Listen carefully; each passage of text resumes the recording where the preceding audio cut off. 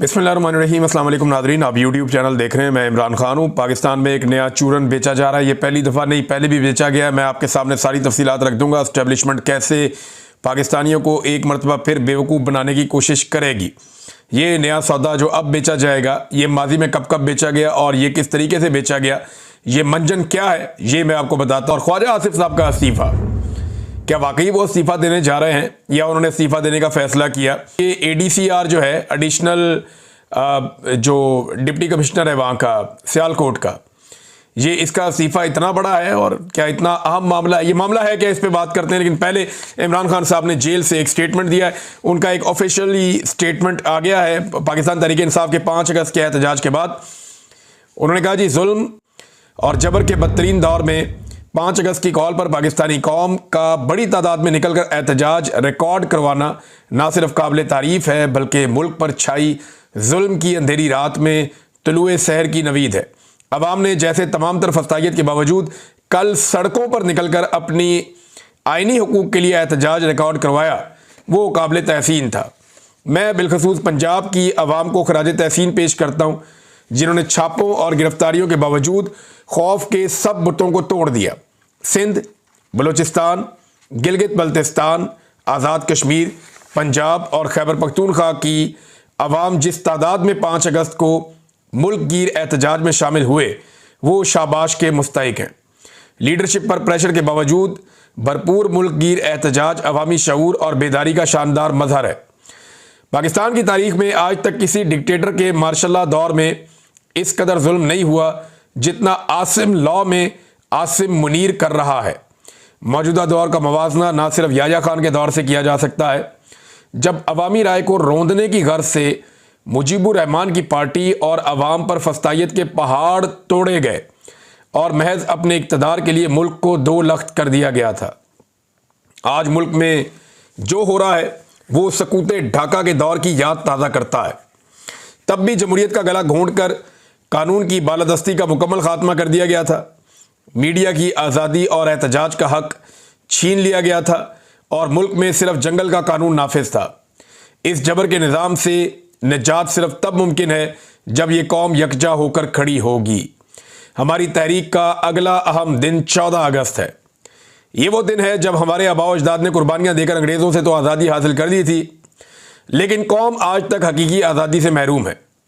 इस मुल्क में जब तक आइन और कानून की बहाली नहीं होगी, आज़ादी नहीं मिलेगी। 14 अगस्त को वतन अजीज़ में जारी फस्तायत के खिलाफ पूरी कौम एक मरतबा फिर भरपूर अंदाज में निकले। हमें इस माफिया से आज़ादी लेना होगी और आज़ादी लेना तब ही मुमकिन होता है जब कोई कौम कुर्बानी देने को तैयार होती है। मैं खुद अपनी कौम की खातिर जेल में बदतरीन हालात काट रहा हूँ। यहाँ मौजूद कैदी भी एतराफ़ करते हैं कि ऐसा सलूक तो किसी आम कैदी के साथ भी नहीं होता जैसा कि मेरे साथ किया जा रहा है। मुझे तोड़ने की नाकाम कोशिश में मेरी अहलिया बुशरा बेगम को भी बदतरीन हालात में रखा जा रहा है, मगर मैं फिर भी आइन और कानून की बालादस्ती और जमहूरियत की बहाली के लिए कुर्बानी दे रहा हूँ। हकीकी आज़ादी हासिल करने के लिए हम सबको मिलकर कुर्बानी देना होगी। मैं इस डाकू डफर अलाइंस के आगे कभी नहीं झुकूंगा और आसिम ला को कभी भी तस्लीम नहीं करूंगा। मुझे सारी ज़िंदगी भी जेल में रहना पड़े, मैं उसके लिए तैयार हूं। अच्छा, एक बात याद रखें, इमरान खान साहब फ़ौज के बारे में कोई बात नहीं करते। वो फ़ौज को बुरा नहीं कह रहे, बल्कि वो कई दफ़ा कहते हैं कि मुल्क भी मेरा, फ़ौज भी मेरी। वो आसिम मुनीर के खिलाफ बात करते हैं और वो फ़ौज को और आसिम मुनीर को अलग अलग रख के देखते हैं। जो मैंने समझा इमरान खान साहब के पिछले चंद ट्वीट्स में, मुझे ये समझ आया कि इमरान खान साहब अब आसिम मुनीर को और फ़ौज को दो अलग अलग एंटिटीज़ देखते हैं। उन्हें लगता है कि वो फ़ौज को, बल्कि वो कहते भी हैं कि फ़ौज के इदारे को तबाह कर रहे हैं आसिम मुनीर साहब और नुकसान पहुंचा रहे हैं। यही बात जो है वो उसने भी की थी गंडापुर साहब ने, लेकिन बाद में उन्होंने बात को ट्विस्ट दे दिया। याद रखें कि बहादुर कौमों को दुनिया में कोई ताकत शिकस्त नहीं दे सकती। तमाम पाकिस्तानी जेल जाने का खौफ अपने दिल से निकाल दें। मेरा तहरीक इंसाफ के ज़िम्मेदारान को भी खसूसी पैगाम है कि अपने दिलों से जेल का डर निकाल कर लोगों की क़यादत करें और जमहूर की आवाज़ पर लब्बैक कहते हुए क़यादत फराहम करें। खैबर पख्तूनख्वा में ऑपरेशन सिर्फ और सिर्फ तहरीक इंसाफ को कमज़ोर करने के लिए हो रहा है। ऐसा ही ऑपरेशन ANP के दौर में भी किया गया था और मुशर्रफ दौर की नाकाम पॉलिसियों को अपना कर ANP खैबर पख्तूनख्वा में ख़त्म होकर रह गई। मेरा हमेशा यह मौक़िफ़ रहा है कि फ़ौजी ऑपरेशन किसी मसले का हल नहीं होता, बल्कि इससे दहशतगर्दी, नफरत और तबाही मज़ीद फैलती है। कबायली इलाकों में कोई नया ऑपरेशन हरगिज़ नहीं होना चाहिए। वहाँ के मसाइल का हल मकामी और अवाम के मुंतखब नुमाइंदों की बातचीत से ही मुमकिन होगा। सिर्फ अफ़गानिस्तान से रद्द-ए-अमल की उम्मीद में अफ़गान महाजरीन को जिस बेदर्दी से बेदखल किया गया वो भी अफसोसनाक है। अफ़गानिस्तान से कोई रद्द-ए-अमल नहीं आया तो अपने ही लोगों पर बंदूक उठाकर हालात ख़राब करने की अफसोसनाक कोशिश की जा रही है। एक मरतबा फिर वाज़े कर रहा हूँ कि जिन मेंबरान असम्बली को ना हक ना अहल किया गया है, उनकी नशस्तों पर कोई इंतखाब नहीं लड़ेगा। इन लोगों ने तमाम मुश्किलात के बावजूद तहरीक इंसाफ पर यकीन किया और पार्टी का साथ नहीं छोड़ा, लिहाजा ये सीटें उन्हीं का हक है। ज़िमनी इलेक्शन में हिस्सा लेने का मतलब यह होगा कि हम उनके नाजायज़ अमल को जायज़ करार दे रहे हैं। ज़िमनी इलेक्शन में हिस्सा लेना हमारे लोगों की कमर में छुरा घोंपने के मुतरादिफ होगा। अच्छा, ये बात तो किसी ने सोची नहीं थी, जो इमरान खान साहब ने कही है कि भाई जिन लोगों ने वफादारी की, जैसा कि सरताज गुल वज़ीर हैं, जैसा कि साहबजादा हामिद रज़ा है, या बाकी लोग हैं जो पाकिस्तान तहरीक इंसाफ के शिबली फराद, उमर अयूब साहब बहुत बड़ा नाम है और बहुत बड़ा सियासी नाम है, साथ में इमरान खान साहब का उन्होंने बहुत मुश्किल में साथ दिया। अगर इनकी जगह पे दूसरे उम्मीदवार खड़े किए जाएंगे तो ये तो इनकी पीठ में छुरा घोंपने के मुतरादिफ होगा कि जनाब आपने अपनी लड़ाई लड़ ली, आपको फारिग कर दिया गया तो हमने भी आपको फारिग कर दिया। ये बड़ी गहरी बात इमरान खान साहब ने की है। आइन और कानून की बहाली के लिए कामयाब आल पार्टीज कॉन्फ्रेंस के इनेकाद, कौमी डायलॉग के आगाज़ और अहम कौमी मसाइल के हल पर मुतफ़क्का तजावीज़ पेश करने पर तमाम शुरका और आर्गनाइज़र खसूसन तहरीक तहफ़्फ़ुज़ आइन के ओहदेदारान मुबारकबाद के मुस्तहिक हैं। ये इमरान खान साहब ने जेल में बातचीत की और इस बातचीत को ऑफिशियली पाकिस्तान तहरीक इंसाफ ने ट्वीट कर दिया। अब आ जाएं नाज़रीन उन खबरों की तरफ जो फैलाई जा रही हैं और जो फैल रही हैं। जाहिद गशकोरी साहब की खबर देख लें, फिर ये खबर मोहम्मद मालिक साहब ने दी, फिर कुछ और लोगों ने भी दी। मोहम्मद मालिक साहब फरमाते हैं कि 2 लिस्टें बन रही हैं। जैसे उन्होंने बात की तो उनसे अंदाज़ा होता है कि वो एस्टेब्लिशमेंट की बात कर रहे हैं। जून और जुलाई में 2 बड़ी अहम मीटिंग्स हुई और ये बड़ी अहम शख्सियत ने मीटिंग की। अहम शख्सियत पाकिस्तान में आर्मी चीफ होता है और कोई अहम नहीं होता। तो बहरहाल ये तो अब वो बता सकते हैं, लेकिन पाकिस्तानी मीडिया पे आप नाम नहीं ले सकते ना। तो उन्होंने कहा जी, उन्हें बताया गया कि 2000 अरब से ज़ायद पिछले 2-3 सालों में करप्शन हो गई है। ये 2-3 सालों में, जब से आर्मी चीफ हैं आसिम मुनीर साहब और जब से रिजीम चेंज ऑपरेशन किया था जनरल बाजवा ने, तब से लेकर अब तक 2000 अरब से ज़ायद की करप्शन होगी। उनको ये बताया गया। फंड में करप्शन और इदारों के लोग शामिल हैं, जो फंड तरक्याती दिए जाते हैं उसमें भी करप्शन हो रही है। इदारों के लोग भी बीच में शामिल हैं और इदारा इन्वॉल्व हो गया। इदारा इन्वॉल्व होने का मतलब ये होता है कि फौज इन्वॉल्व हो गई। इदारा एक ही, जब इदारा कभी कोई सहाफ़ी बोले ना कि इदारा ये सोचता है या इदारा ये कहता है, तो इदारे का मतलब होता है फौज। तो कह रहे हैं इदारा इन्वॉल्व हो गया और अब एक लिस्ट बन रही है जिसमें पहले 500 केसेस पकड़े जाएंगे। इनमें कुछ सियासतदान शामिल किए हुए, ब्यूरोक्रेट शामिल किए हैं, लटरम पटरम इधर उधर से, और जनाब रिकवरी की जाएगी। और ये टारगेट रखा गया कि 500 अरब भी पहले रिकवर हो जाए शुरू में, तो ये एक अच्छा स्टार्ट हो जाएगा। ये तो अब एक खबर दी ना। दूसरी, जाहिद गशकोरी साहब ने खबर दी। उनकी खबर के मुताबिक पाकिस्तानी हुकूमत को 58,000 पाकिस्तानियों के बारे में डाटा मिल गया, जिनके बैरून मुल्क असासे, अकाउंट्स हैं और जायदादें। इन असासों की कुल मालियत 8 अरब डॉलर है और ये 58 ममालिक में फैले हुए हैं। हाजिर और रिटायर्ड सरकारी अफसर भी इस फहरिस्त के अंदर शामिल हैं, जिनकी तादाद 750 है। फहरिस्त में शामिल दीगर अफराद में 56 सियासतदान, 300 बड़े और छोटे ताजिर और 37,000 पाकिस्तानी शामिल हैं, जिन्होंने गुज़िश्ता 15 सालों में अपनी शहरियत तर्क कर दिया, पाकिस्तानी शहरियत छोड़ के बाहर चले गए। अच्छा जी, इसमें यह बता रहे हैं कि 2570 से ज़ायद सरकारी मुलाजमीन, जिनमें ज़्यादातर ग्रेड 16 और इससे ऊपर के अफसरान हैं, या तो वो खुद दौरी शौरियत रखते हैं, 2 मुल्कों की उनके पास नेशनलिटी है, या इनकी शरीक हयात के या बच्चे वहाँ की शहरियत रखते हैं। हुकूमत इन अफराद के खिलाफ तकरीबन 450 टैक्स चोरी के मुकदमा दायर करने का इरादा रखती है। नाज़रीन, ये हो गया जी मामला। ये कहानी आपको सुना दी गई। ये मंजन अब आपको बेचा जाएगा कि पाकिस्तान के आर्मी चीफ को और एस्टेब्लिशमेंट को बड़ी फिक्र है कि जनाब पाकिस्तान में करप्शन हो रही है और करप्शन का पैसा बाहर जा रहा है। ये मंजन आपको पहली दफ़ा नहीं बेचा जा रहा, ये आपको पहले कई दफ़ा बेचा गया। ये मंजन आपको ज़िया-उल-हक के दौर में बेचा गया, ये मंजन आपको परवेज़ मुशर्रफ के दौर में बेचा गया, ये मंजन आपको राहील शरीफ के दौर में बेचा गया, ये मंजन आपको जनरल बाजवा के दौर में बेचा गया, और यही मंजन आपको अब आसिम मुनीर साहब भी इनके दौर में भी बिक रहा है। अब मंजन है क्या कि एस्टेब्लिशमेंट को बहुत गुस्सा चढ़ता है जब कोई करप्शन करता है। देखिए, मेरी दिलचस्पी इसमें है कि पाकिस्तान के सारे फैसले तो करती है एस्टेब्लिशमेंट, हर इदारे के ऊपर काबिज कौन है? एस्टेब्लिशमेंट। हर जगह पे बैठा हुआ कौन है? एस्टेब्लिशमेंट। नैब को कौन करता है कंट्रोल? एस्टेब्लिशमेंट। जितने इदारों में करप्शन हो रही है वो एस्टेब्लिशमेंट की नाक के नीचे हो रही है। तो जिस वक्त करप्शन हो रही थी, जब मीडिया बता रहा था, तब इनके कानों पे जूं तक नहीं रेंगी। अब अचानक से इनको करप्शन क्यों याद आ गई, ये सोचने वाली बात। एक बात जिसके ऊपर मुझे पूरा यकीन है कि करप्शन को लेकर मिलिट्री एस्टेब्लिशमेंट के अंदर जरा सा भी रद्द अमल नहीं है, इतना सा 1% का रद्द अमल नहीं है। उसकी वजह यह है कि अगर इन्हें करप्शन बुरी लगती तो ये आसिफ अली जरदारी और नवाज शरीफ के केसेस माफ करवा के उन्हें इक़्तिदार में कभी ना लेकर आते। अगर इन्हें करप्शन बुरी लगती तो ये NRO 1 और NRO 2 दोनों NROs कभी ना देते। और ये दोनों NROs किसने दिए? मिलिट्री एस्टेब्लिशमेंट ने दिए। एक दफा मुशर्रफ दौर में हुआ, एक दफा बाजवा के और आसिम मुनीर साहब के दौर में हुआ। तो इसको आप ज़हन में रख लें कि पाकिस्तान की मिलिट्री एस्टेब्लिशमेंट करप्शन को अप्रिशिएट कर सकती है, करप्शन के बिल्कुल खिलाफ नहीं है। वो करप्शन को बुरा नहीं समझते, वो बुरा समझते हैं कि कोई अकेला करप्शन करे, या उन्हें बुरा लगता है कि कोई करप्शन करे और फिर बात भी ना माने। यानी अगर उनकी बात मानते रहे, आप करप्शन करते रहे, प्रॉब्लम ही कोई नहीं है। मुझे खुद मिलिट्री एस्टेब्लिशमेंट के एक बंदे ने कहा था कि हमें वो आदमी सूट करता है जो करप्ट होता है, क्योंकि उससे हम बड़े आराम से अपना काम करवा लेते हैं। जो बंदे ईमानदार होते हैं और जिनके अंदर ज्यादा हुब्बुल वतनी का वो भरा हुआ होता है जज्बा, वो हमारे काम नहीं आ सकते। मुझे खुद कहा था और सीनियर ऑफिसर ने कहा था। अब नाज़रीन, मामला ये है कि ये जो करप्शन की कहानी सुनाई जा रही है, ये क्यों सुनाई जा रही है? ये आपको सिर्फ एक मंजन बेचा जा रहा है, और ये पहली दफा नहीं है। ये नून लीग का और मिलिट्री एस्टेब्लिशमेंट का तरीका वारदात है। एक खबर सुनाता हूं आपको। 9 मई तो आपको याद होगा, 9 मई 2023। लेकिन आज आपको एक और 9 मई मैं याद करवाता हूं, और ये है 9 मई 2014, यानी आज से 11 साल पहले 9 मई। उस 9 मई पे इसहाक डार साहब ने कौम को यह बताया था, जुम्मे का दिन था, और पार्लियामेंट के अंदर उन्होंने बताया था कि पाकिस्तानियों के 200 अरब डॉलर्स पड़े हुए हैं स्विस बैंकों के अंदर।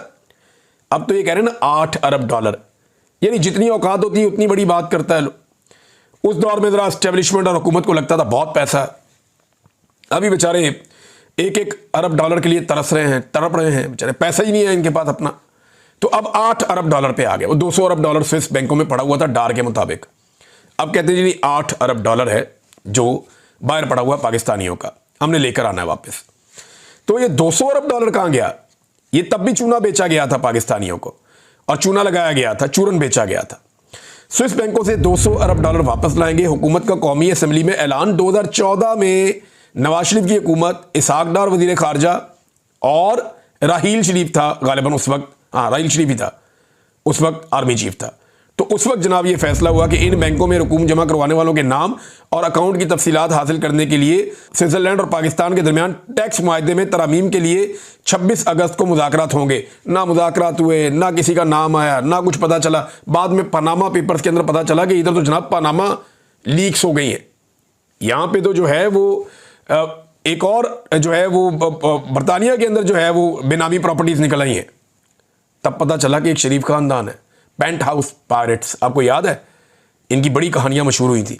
बहरहाल ये चूरन पहले भी पाकिस्तान को बेचा गया, बार बार बेचा गया। एहतसाब करेंगे, परवेज मुशर्रफ भी इसी नारे के साथ आया था, सबका एहतसाब कर दूंगा। किसी का एहतसाब नहीं किया, बल्कि उसके दौर में करप्शन को 4 चांद लग गए, पर लग गए करप्शन को, टका के करप्शन की गई उसके दौर में भी।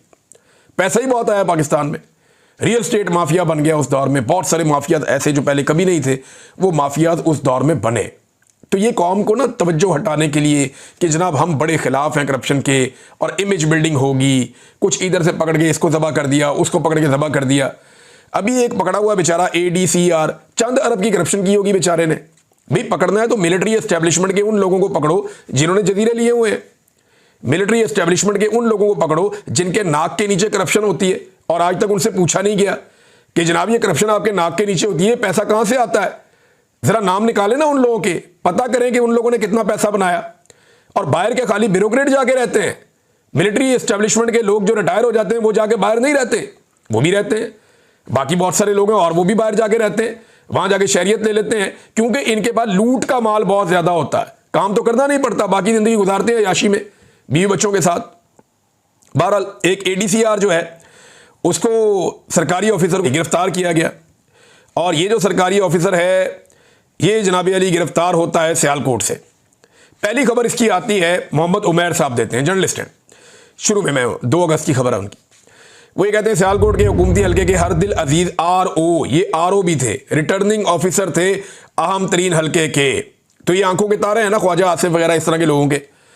तो जनाब ये क्योंकि RO थे, और फिर आपको पता है रेहाना डार साहिबा के साथ क्या हुआ, बाकी लोगों के साथ क्या हुआ वहां पे, और इस किस्म के लोगों ने ही किया। जो यास्मीन राशिद साहिबा के साथ हुआ लाहौर में, इसी किस्म के लोगों ने किया। जो आलिया हमजा साहिबा के साथ हुआ, इसी तरह के लोगों ने किया कि इधर का इलेक्शन उधर कर दिया। जो कुछ मरियम नवाज को इलेक्शन जितवाने के लिए महर शराफत के खिलाफ हुआ, इसी तरह के लोगों ने किया। तो जनाब ये भी एक शख्सियत थे, और इनको जनाब गिरफ्तार किया गया करप्शन के मामले पर। एंटी करप्शन ने 5 रोज का रिमांड हासिल कर लिया। एक जिले में करप्शन का ये लेवल है, पूरे सूबे में कितनी करप्शन होगी उन्होंने खबर दी थी। अब जनाब पता चलता है कि एक सूबाई और वफाकी वजीर जो है वो मुश्किल में आ गया। पहले ये खबर आती है इस आदमी के गिरफ्तार होने के बाद, और फिर पता चलता है कि करप्शन का मामला करोड़ों का नहीं अरबों का है। तो चलो अरबों इसने खा लिए तो क्या हुआ, बेशुमार लोग अरबों खाते हैं। भाई जितने लोगों से आपने 2 नंबर काम करवाया, पाकिस्तान की मिलिट्री एस्टेब्लिशमेंट ने इनसे जाली फॉर्म 47 लिए थे ना RO से, तो जिन्होंने जाली फॉर्म 47 लिए RO से, वो है ना रिस्पॉन्सिबल, क्योंकि इन्होंने तो जालसाजी कर दी। अब तो ये ब्लैकमेल करेंगे, पैसा बनाएंगे। इनको पता है पाकिस्तान में रखा ही कुछ नहीं है, हमने पूरा का पूरा इलेक्शन उल्टा दिया है। इस मुल्क के अंदर तो जीना भी मुश्किल है, इस मुल्क के अंदर रहना भी मुश्किल है। इन RO से बेहतर किसी को नहीं पता, जिन्होंने अपने हाथ से पूरी तबाही फेरी है। वो कभी इस मुल्क में रहना चाहेंगे, वो फटाफट पैसा लपेट के मुल्क से भागना चाहेंगे, और इसीलिए सबने अन्नी पाई हुई है। अब जनाब जुबैर अली खान साहब ने खबर दी इस बारे में। उन्होंने कहा जी कि ख्वाजा आसिफ ने इस्तीफा दे दिया इस बारे में, और ये रोला पड़ गया। और ये बहुत सारे और भी साहब ये क्लेम कर रहे थे कि ख्वाजा आसिफ साहब ने कहा जी इस बंदे को फौरी तौर पर रिहा किया जाए, और इसका रिमांड अब मुकम्मल हो रहा है। देखना यह है कि आज के दिन में इसको रिहाई मिलती है या नहीं मिलती। अगर रिहाई मिलती है तो पता चल जाएगा कि क्या होता है, रिहाई नहीं मिलती तो पता चलेगा फिर क्या होता है, या इसके लिए क्या सहूलत पैदा की जाती है। बहरहाल इसको गिरफ्तार जो है वो एंटी करप्शन ने किया है पंजाब में। तो यहाँ पे पंजाब हुकूमत और वफाकी हुकूमत का भी मामला है, और कुछ लोग कहते हैं ख्वाजा आसिफ ने जाकर नवाज शरीफ से मुलाकात भी की है, और अपना इस्तीफा भी डॉक्टर तौकीर शाह को भिजवा दिया गया है। और ये कहा गया है मोहम्मद जुबैर साहब के बकौल के ADCR को रिहा करवाएं या इस्तीफा मंजूर कर लें। ख्वाजा आसिफ साहब ने इसके ऊपर रद्दमल देते हुए कहा नहीं जी नहीं, ये ख्वाहिश है, ये खबर नहीं है, और उन्होंने इसकी तरदीद की है ख्वाजा आसिफ साहब ने। लेकिन यही ख्वाजा आसिफ साहब अभी एक दिन पहले कह रहे थे कि ब्यूरोक्रेसी ने करप्शन कर करके पाकिस्तान की तबाही फेर दी, सियासतदान तो सिर्फ झूठा खाते हैं और मुंह काला करते हैं अपना। इस पे औरिया मकबूल जान साहब ने कहा कि ख्वाजा साहब ये ब्यूरोक्रेसी की वो नस्लें हैं जिन्होंने 80 की दहाई में बददियानती और सियासी दड़ेबंदी आपके कायद नवाज शरीफ की रहनुमाई में शुरू की। आप जरूरतमंद बने और एक एक का नाम लें और इनके असासों की सरेआम तहकीकात का आगाज करें। मैं सबसे पहले खुद को तहकीक के लिए पेश करता हूं। आपके कायद और बेनजीर जरदारी ने करप्शन और सियासी वफादारी की जो फसल बोई है, यह मुल्क इसी वजह से आज बर्बाद है। यही इन्होंने सारे इदारों के साथ किया, एंड में फौज के साथ भी यही कर रहे हैं, कोशिश कर रहे हैं। यानी अभी नया जर्नल आने लगता है तो वो बातें हो रही होती हैं, ये उसका आदमी है, ये उसका आदमी है, इसके जरदारी के साथ अच्छे ताल्लुकात हैं, ये बंदा न्यूट्रल लगता है, इसके अमेरिका के साथ अच्छे ताल्लुकात हैं, ये वाला बंदा जो है ना ये इस पार्टी का बंदा है। यानी ये पहले से बातें हो रही होती हैं। सहाफ़ी हो गए, सियासतदान हो गए, अपनी पसंद नापसंद को वहां पे बयान कर रहे होते हैं पहले से ही। तमाम इदारे पाकिस्तान के पॉलिटिसाइज हो गए, और ये कारनामा नवाज शरीफ और जरदारी साहब ने मिलकर किया, पीपल्स पार्टी और नून लीग ने।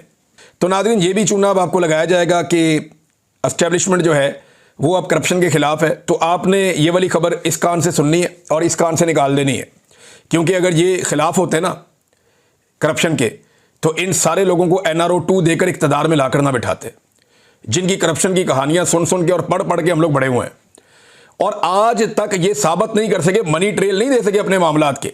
ये दुनिया के अमीर तरीन लोग बने हुए हैं, इस खित्ते में इतना पैसा किसी के पास नहीं है। बहरहाल नाज़रीन, और खबरें हैं मेरे पास पाकिस्तान से, लेकिन एक खबर मैं आपको देना चाहूंगा इंटरनेशनली, और वो खबर है मोदी और ट्रंप के मामले की।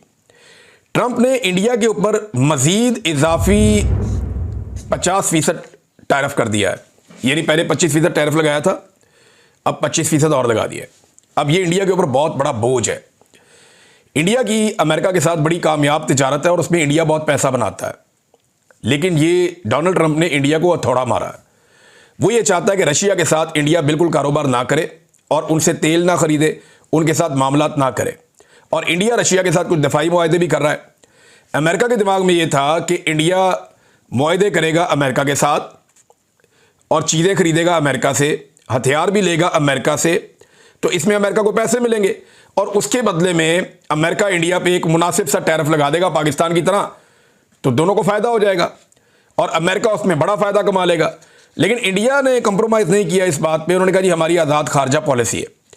अब इंडिया का जो दोबारा स्टेटमेंट आया है, ये बड़ा मजबूत स्टेटमेंट है इंडिया का, और उन्होंने कहा जी कि ऐसा नहीं है कि हम कंप्रोमाइज़ करेंगे अपनी खुददारी के ऊपर। भारत का जो रद्द-ए-अमल है वो ये है कि वज़ीर ख़ारजा ने, उनकी वज़ारत ख़ारजा ने डोनाल्ड ट्रंप के इस इक़दाम पर एलामिया जारी किया, जिसमें इस फैसले को गैर मुनासिब करार देते हुए अपनी मुल्की मफादात और इक़्तिसादी सलामती को महफूज रखने के लिए हर ज़रूरी कदम उठाने के अज़म का इजहार किया। उन्होंने कहा पहले ही वादे कर चुके हैं कि हम अपनी मुल्की ज़रूरत को पूरा करने और अपनी सलामती को मद्देनज़र रखते हुए दरामदात करते हैं। ये इंतहाई अफसोसनाक बात है कि अमेरिका ने रूस से तेल खरीदने पर इजाफी 25% टैरिफ आयद किया है, हालांकि यही दरामदात दीगर ममालिक भी अपने कौमी मफाद में कर रहे हैं। भारतीय वज़ीर ख़ारजा ने अपने बयान में कहा कि हम ये बात दोहराते हैं कि अमेरिका का ये इक़दाम गैर मुनसिफाना, बिला जवाज़ और गैर मुनासिब है। भारत अपने कौमी मफाद के तहफ़्फ़ुज़ के लिए तमाम ज़रूरी इक़दामात करेगा। यानी भारत पीछे नहीं हटा इस मामले में। यही रद्द-ए-अमल मरकज़ी हुकूमत ने भी पार्लियामान में दिया और उन्होंने कहा कि मकामी सनतों, किसानों और माइक्रो, स्मॉल और मीडियम एंटरप्राइजेज़ जो हैं उनके हक़ में इक़दामात की उन्होंने यकीन दहानी करवाई। यानी ये एक ऐसी चीज़ है जिसमें भारत डट गया अमेरिका के सामने। अब अमेरिका के पास क्या रास्ता और भारत क्या कर सकता है, तो इसमें एक डेवलपमेंट हुई है, बाकी डेवलपमेंट में हम नज़र रखेंगे, मैं आपके साथ शेयर करूंगा। 7 साल के बाद अमेरिका के इस इक़दाम के नतीजे में भारतीय वज़ीर आज़म ने चाइना का दौरा पक्का कर दिया। यानी 7 साल हो गए इंडियन वज़ीर आज़म नरेंद्र मोदी चाइना नहीं गए, लेकिन अब उन्होंने फैसला किया कि वो चीन का दौरा करेंगे। 31 अगस्त से वो अपना ये दौरा शुरू करने जा रहे हैं। चीन जाएगा भारतीय वज़ीर आज़म, ये बड़ी डेवलपमेंट है। तो ये जो है वो एक पूरा सिनेरियो चेंज हो रहा है। इस पे हम एक अलग वीलॉग कर सकते हैं क्योंकि अभी काफ़ी टाइम हो गया। अब तक के लिए इतनी अपना ख्याल रखिएगा, अपने चैनल का भी। अल्लाह हाफ़िज़।